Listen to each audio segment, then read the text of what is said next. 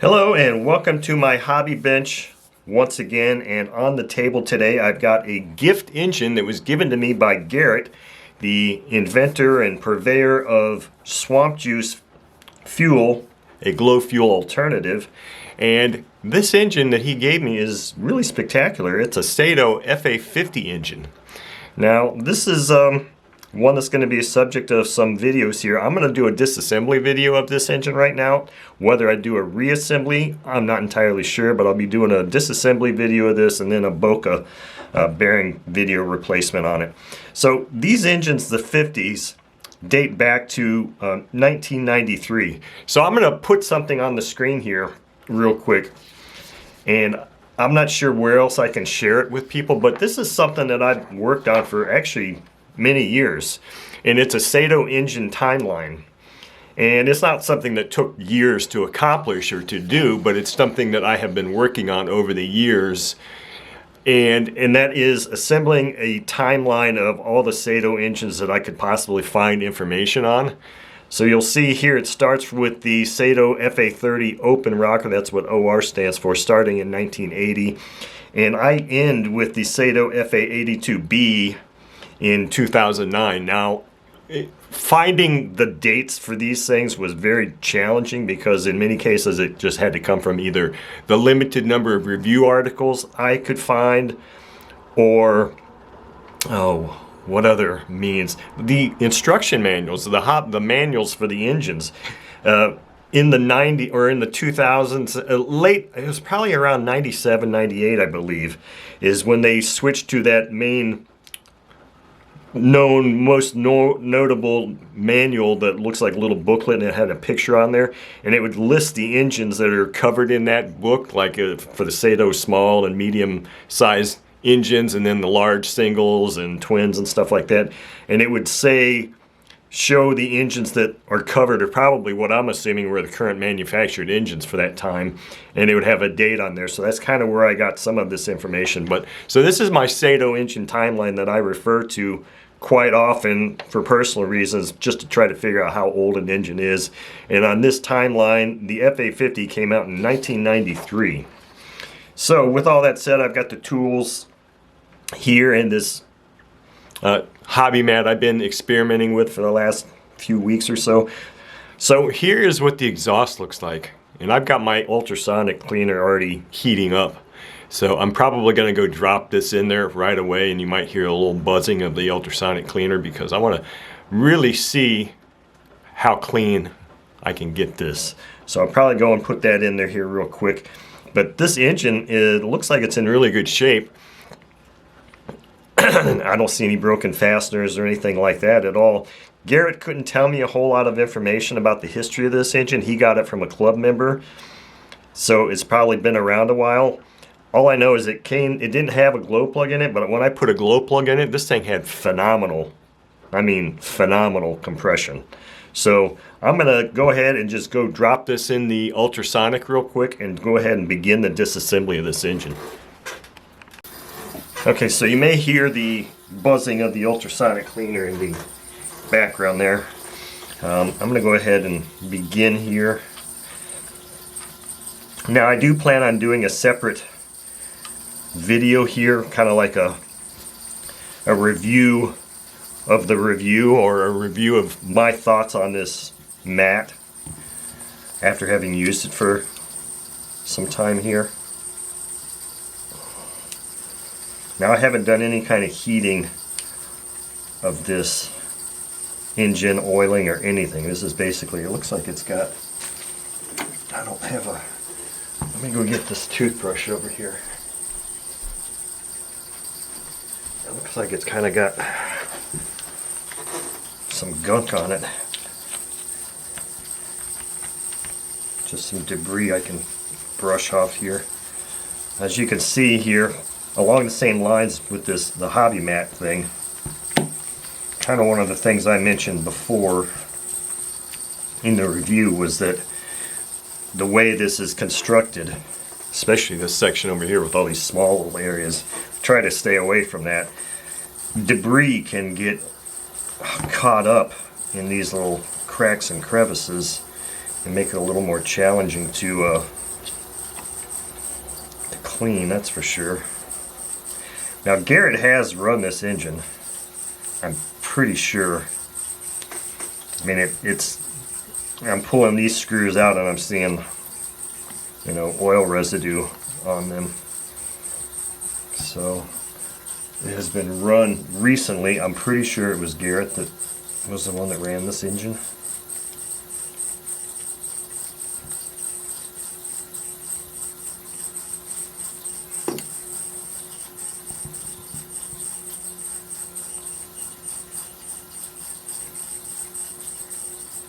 Yeah, there's a lot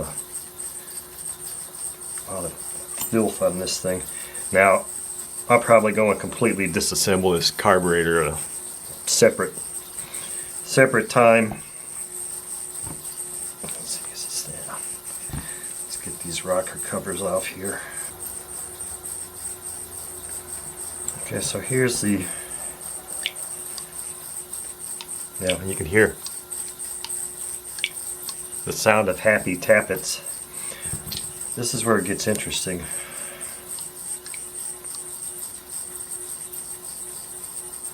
I'm just feeling the valve lash.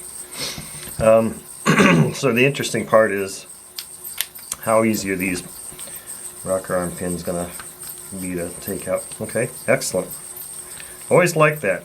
You never like to feel these things being really tight because then you got issues.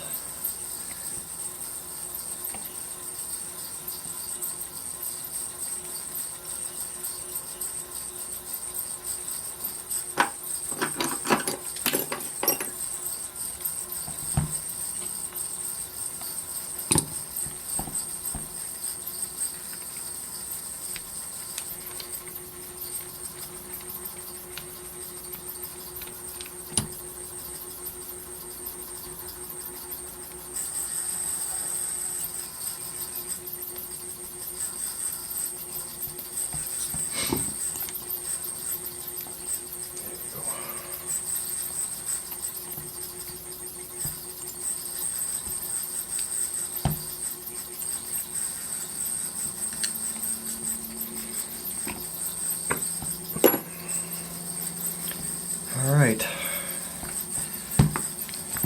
so I am utilizing some of the areas here, like this little magnetic tool holder tray. I don't really do much on this side here at all for whatever reason. And when I get into my update for the review of this engine, I'll talk about the issues I have with those little covered compartments.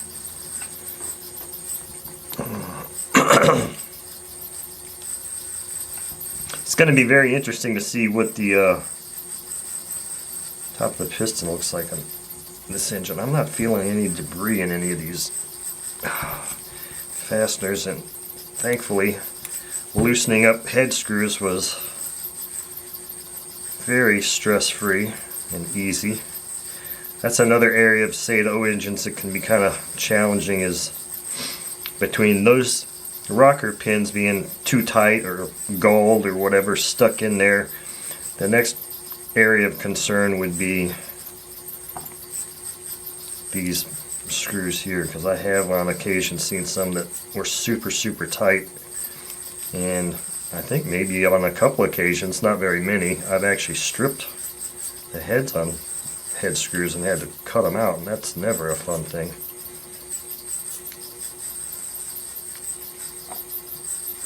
Can I put these? I'll just throw those up here, I suppose. So I got more debris here.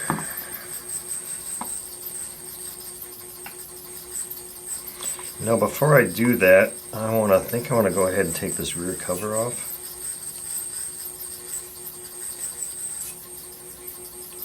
Now that feels like there might be some garbage in that screw. Yeah, there's a whole bunch of stuff coming out of that screw, preventing me from getting full tool engagement.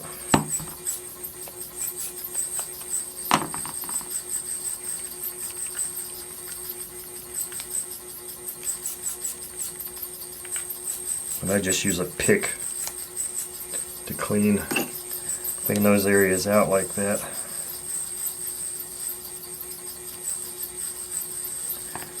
Maybe I can use my 2.5 millimeter here on this. Oh, there we go.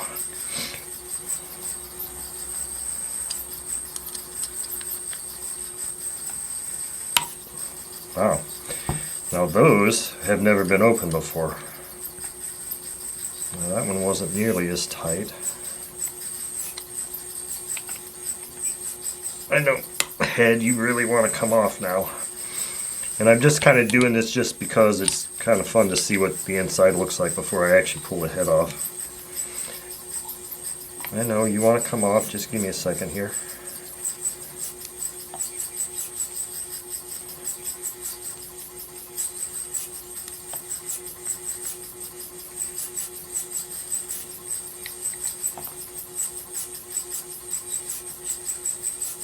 Okay, there we go.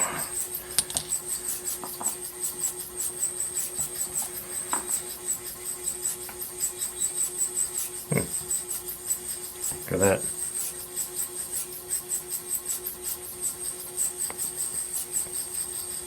Let's just see if this gasket's gonna come off cleanly. Not, I don't know. This thing maybe has been disassembled before, because that gasket, I'm not entirely sure if that gasket looks like the original one or not. Took it off like this because this wasn't on there. Right, it should have been on there like this. So, I don't know, maybe somebody has been in this engine before. Okay, so let's go ahead and pull this head off here. Now we can just take the the piston out at the same time. So here we've got a little bit of carameling action. And here is our piston head. Look at that. That's pretty dark. Let's see what the white test does.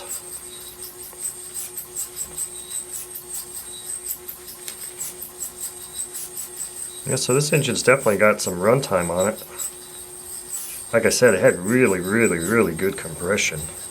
So I know the ring is good. So that's as clean as I can get it from just wiping it off. And we don't want to lose these little piston retainers. So let me...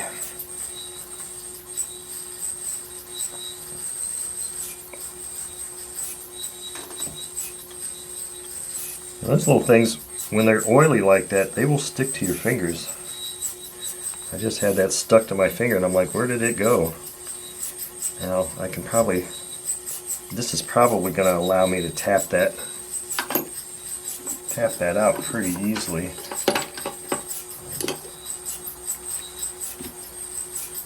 When I get my vise out here so I can set it in there, and I don't know, maybe I can push that thing out. Let's see. Let's just see if I can just kind of push this piston out. Yeah, look at that. That piston pin's coming right out. So, you know, now I'm beginning to wonder if somebody has been in here and disassembled this engine and just didn't clean it, because that was super easy. That was super, super easy to just push that piston pin out. Or maybe it's been so long since I've done that on a Saito engine that that's just their superior engineering and design. I don't know. All I know is that came out really easy. I'll just put these parts over here. Everything is going to go and get cleaned up anyway. Here's our next test. Let's see if these pushrod boots are going to come off. If you can get them to turn, they'll come off.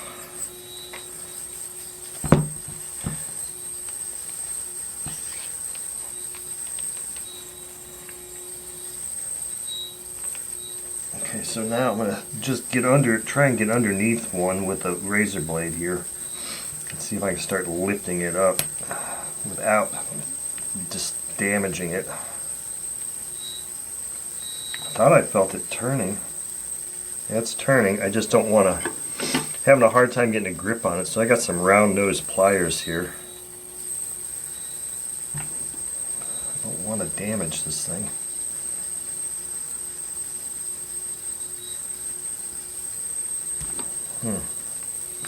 Yeah, that's they are turning. At least that. Yeah, they're turning. They'll come off. It's just going to be. It's going to take me a little bit more effort here to. Got to really get a good grip on just the rubber and pull it off. And the reason that's important is you can't get the tappets back in with those on, so they have to come off at some point. So anyway, let's just keep going with the disassembly here.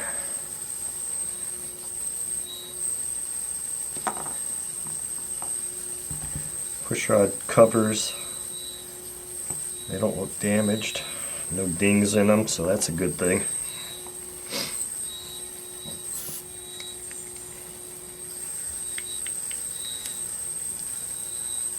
Let's see if I can shine a light in here. Yeah, there's definitely some carbon buildup in there. I think you can see that. Maybe. Oh, there we go. So yeah, this has definitely got some good run times. Had some good life, it looks like.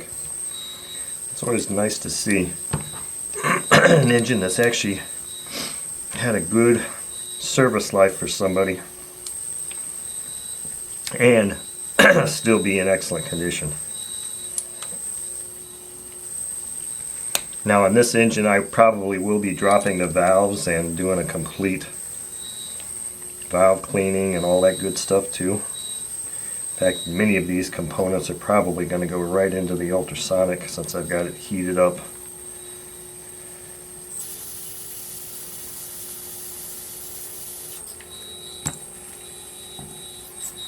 There we go.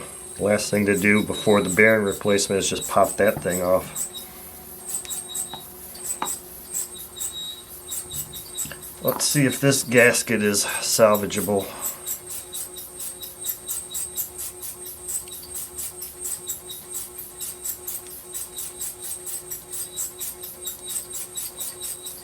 Beautiful. Another salvageable gasket there. Alrighty, well now all I got to do is spend some time. I'm not going to bore you with me trying to do that. Get these rubber boots off. I got to figure out how I'm going to do that.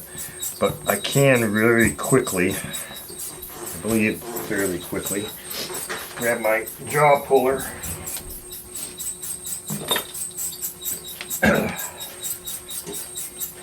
And get this off.